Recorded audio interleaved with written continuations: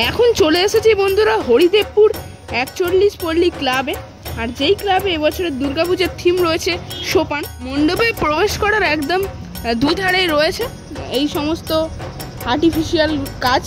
আর মাঝেই দেখতে পাচ্ছেন বিশাল বড় একটা কিন্তু চরকা মতো জিনিস রয়েছে। এগুলো কিন্তু দেখতে পাচ্ছেন সমস্তটাই একটা পুতুল নাচের ব্যাপারটা এখানে ফুটিয়ে তোলা হয়েছে, যেগুলো কিন্তু এখনকার দিনে প্রায় অতীত হয়ে গেছে। মণ্ডপে একদম একটা কিন্তু বিশাল আকারের রোবটের স্ট্যাচু রয়েছে, যেটা একদম কিন্তু মা দুর্গা যেখানে বিরাজমান করবেন তার একদম পুরো পাশেই মা দুর্গা কিন্তু চলে এসেছেন পূজা মণ্ডপে মহালয়ার আগেই।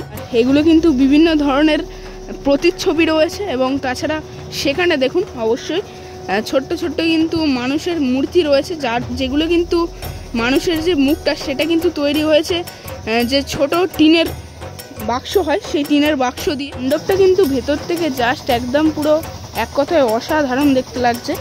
কিন্তু বেশ বড় আকারের পুতুল রয়েছে, যেগুলো কিন্তু দেখতে অনেকটাই বেশি সুন্দর লাগছে। মা দুর্গার কাছে কিন্তু সকলেই মাথা নত করেছে, সাধারণ মানুষ থেকে শুরু করে পুলিশ, ডাক্তার, উকিল সকলেই।